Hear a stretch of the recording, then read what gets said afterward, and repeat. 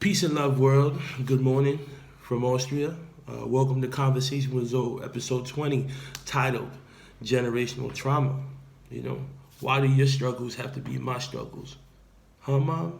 You know, you're still angry about something that happened when you was a kid and you still are not over it. You know, and I could feel it because I feel the weight of that. You know, my sister is 29 for the sake of the video. I'm 27. My mom is 57. You could say that's over a century of struggle, over a century of people who don't express themselves, of people who suppress their feelings and don't use outlets to put it out there. You know, when is enough enough? I think I'm in a generation, me and my sister are in a generation that we stop things like, well, this isn't right.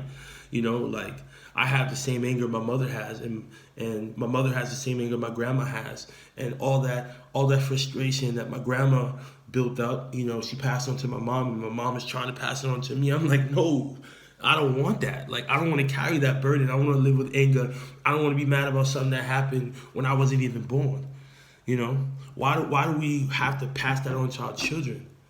You know, it's years of the struggle. I don't want your struggles. I wanted my own happiness. And the thing is, we come from families where it's like, listen, we don't do that whole feelings thing. We don't do powwows. We don't do kumbayas. We don't do family therapy. We don't do none of that. We pray to Jesus. You know, we ask Jesus for forgiveness.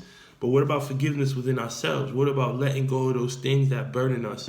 You know, I don't want your burdens. You know, like back then it's just like, you know, like do what you told and shut up, and that's it. And now it's like, you know what, hold on.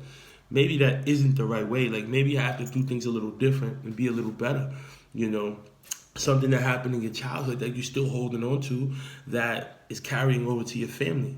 You know, families who don't speak. You know, now when you get older and you found freedom, and now it's like, I'm going to move across the country because I don't want to be around these people no more. So it really is one big conversation that families need to have, mothers need to have, fathers need to have. And that's why it's good to speak to your children and let them express themselves and let them tell you how they feel. And we come from, you know, my grandmother was a hard-nosed woman. Like I mean, I call my mom Suge Knight's baby sister. Like, imagine my grandma. Like, she softened up a lot in older age. You know, she got older. Well, man, was that woman stern. But I get it. You know, immigrant woman came to America, had to fend for her children. There was no time to play. All that coddling and I love you and all of that. So, you know, it's tough when you get tough love. You know, like you're fed, you're clothed, you're bathed, you provide shelter, but also a child needs to be told they're loved. You know, like people need that affirmation, like that hug, that feeling, that warmth, that loving mother. You know, and I struggle with that myself. Like my mother will tell me she loves me, but in gestures. Like when I come home to that Sunday dinner, like that's her way of saying I love you. But like, as far as like, come here, son, let me give you a hug, let me give you a kiss. How was your day? How you doing? It's like, nah, you got that 150? Yo, I need 300 this month. What's up? You know, she'll run down on me for money. You know what I'm saying? Like, you know, I feel like, you know, pat me down if she wanted to. But it's like, Ma, like, can't you ask me how I'm doing here and there? You know? And it's like for her, they don't move like that. Business is business. Money is money. All that personal feeling, express yourself, throw it out the window.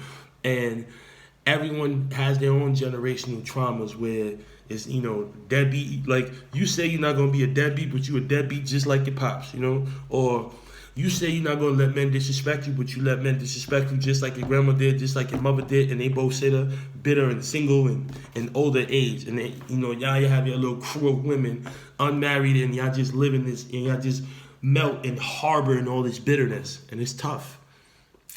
When do we say enough is enough, and when do we stop? And I think this is a generation where we question things and we push the envelope and like, listen, you could keep your struggle, confront your struggles, but don't put it on me. Peace and love, world. Thank you for listening.